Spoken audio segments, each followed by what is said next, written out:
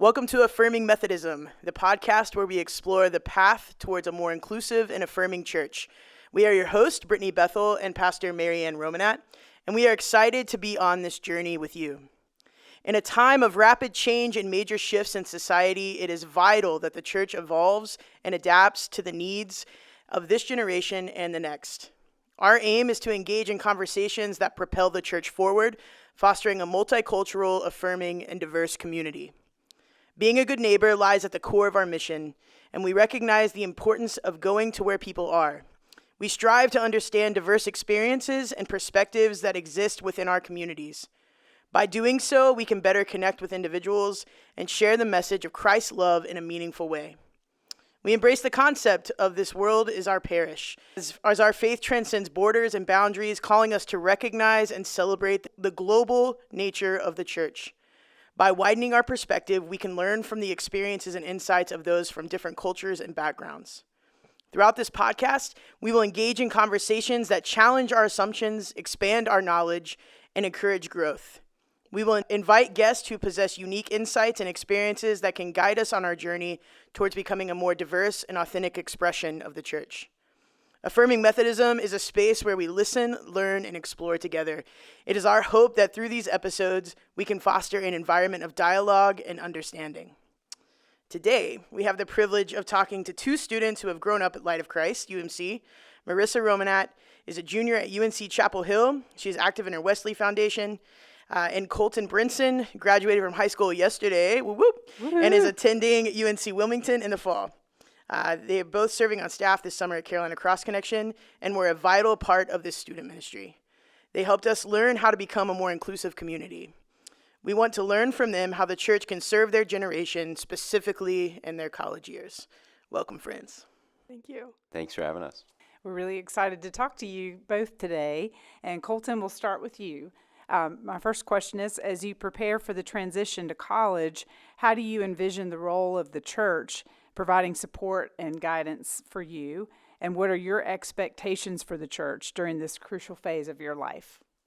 Going into college, kind of this summer, I think that I've already had some support from people just reaching out, seeing how I'm doing, how I feel about graduating from high school. And I think just continuing that and just being able to know that there are always people there for us, and I think that my church has made this very clear, that there is always people there for me, and just knowing that I have a support system behind me is very helpful, and I kind of expect people to continue doing that because that's what I've always seen growing up in the church, and being able to know that I have that behind me is really helpful, and I think that that would be good for my transition going into college.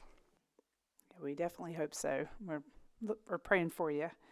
And so, Marissa, how has your involvement in the church community influenced your personal growth and your development as a college student? So like Brittany mentioned, I'm a part of UNC Wesley Foundation, which I joined pretty much the day that I got to UNC. So it's just kind of been a consistent source of comfort and welcoming through all the stages of college that I've been through so far. It's been really cool to know that I can come there and bring my questions about faith, but also just about life. The people there are really real, and I really value that. I really love having deep conversations, and I like to know that I can be authentic in the spaces that I'm in, and so Wesley has really been that for me.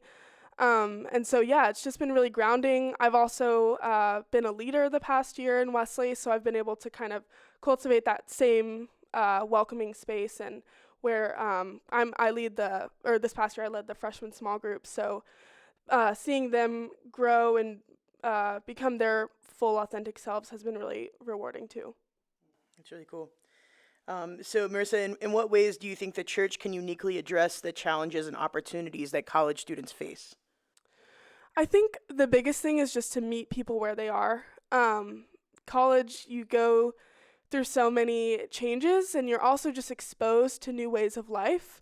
Growing up in the church and being a pastor's daughter, I've always, kind of experienced the same thing over and over again.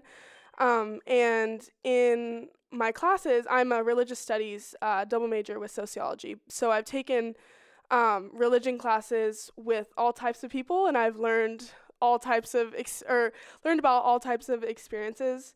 Having Wesley as a space where I can come with all of the things that I've learned in my classes and learning about other people's experiences, I can just kind of find my way and find my beliefs.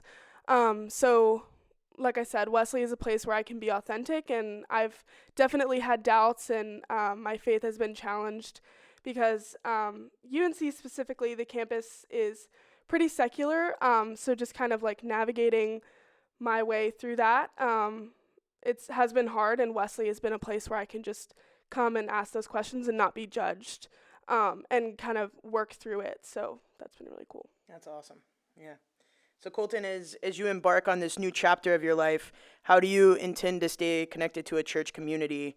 Do you have strategies that you plan to adopt, or anything that you are trying to do to make sure church remains an important part of your college experience? Well, I mean, I know working through this summer, I will deepen my relationship with God working for CCC, and I think that it will become more important to me throughout the summer, kind of just realizing how big of an impact it will have. So finding, potentially trying to find a church community in Wilmington.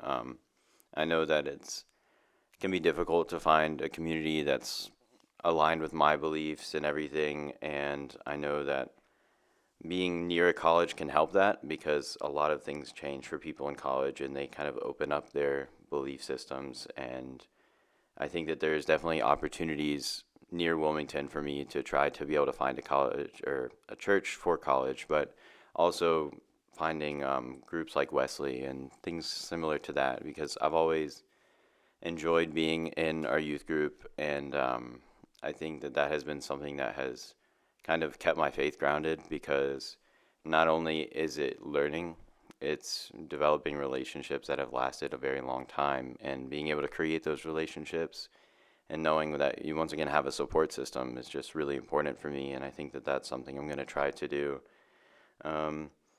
And then I think just making sure to remember that this is part of who I am and not getting caught up in everything else that college throws at me, and knowing that this is something to stick with and not just fall back on, but have it as a constant in my life. Yeah, it's really cool. Are there specific things you're looking for? Like, when you walk in, what are you scanning for? What are you looking for? And as you're looking at websites, even, what are you looking for to say, yeah, maybe I can try this church out? Let's start. Okay, so websites, I think I'm going to look to see what pictures they have on there, what logos of groups they partner with. A lot of times they'll have a statement as to who they are, or a DEI statement, anything of those sorts, I think, and making sure that those statements are something I agree with. I think that's really important for me. I did that as I was looking for colleges, similar to how I've done church. And so going into churches, seeing that it's a diverse group of people, it's not just the same group of people every Sunday also, is important to me. And I've looked at colleges similar to that. I've gone to some, and it's been very just kind of monotone. And I'm like, I don't really think that this is exactly for me. And then I see other campuses or other churches where there's a diverse group of people. It's not all men, it's not all women. And I think that it's important to have the diversity aspect to that, but I think it's also what community I want to be in, because that's what I've grown up in, and I think it's beneficial. That's cool. Thank you. So Colton, thinking about the church in general, what are some ways that, through your eyes, that you see that the church is changing positively, and what are some ways that you see the church needs to continue to change in order to live out our faith? So in my church specifically, I feel like I have seen mostly my youth group change a lot in the last couple of years. It's gone from a very small amount of people that all look very similar to a much larger group of people, different age range, different people from different places, and just a whole diverse group of people. And I think that it's been very beneficial for me to talk to some of these people and just kind of get to know them and see how our experiences differ. And I think that has been really positive in just kind of the way I view the church, because I know a lot of people they get tired with the church because it's always the same thing and nothing changes even when attempts are made to change. And I think that the attempts we have made to change have not been perfect, but they have definitely done very good things, in my opinion, to my faith. And I've seen a lot of other people in the group grow, and it's just been really, really moving for me to be able to see that happen. And I think that also needs to continue changing. And I think that we know that we're not going to do a perfect job, but we know we can always do better, and we strive to do that. And I think that that's been really cool for me to see. I appreciate that. Always a work in progress, every single one of us. Sure. So, Marissa, can you share any specific instances when the church has provided a sense of belonging and community during your college years? And how has this impacted your overall college experience?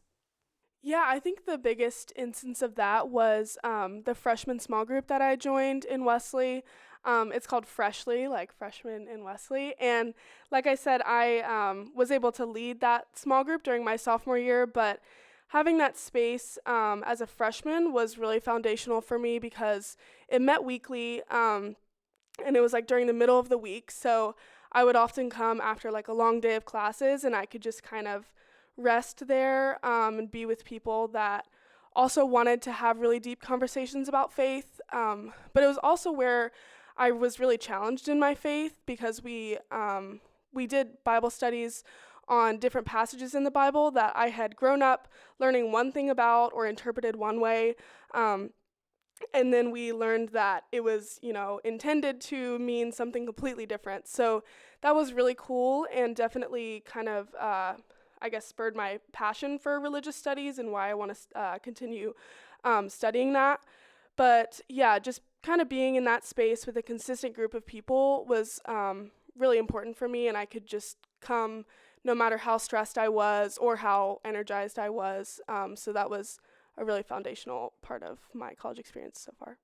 I'm curious for both of you, what has service looked like for you, and how has it been important for your fundamental growth in your faith? You both serve with open hearts and open hands, and so I think it would be really interesting to hear like how you view service and how it has helped your faith grow. For me, service has been like the forefront of my faith. I think that it has been one of the things that has kept me in the church. Having opportunities to serve in all kinds of different ways has really been one of the main reasons I've stayed so long.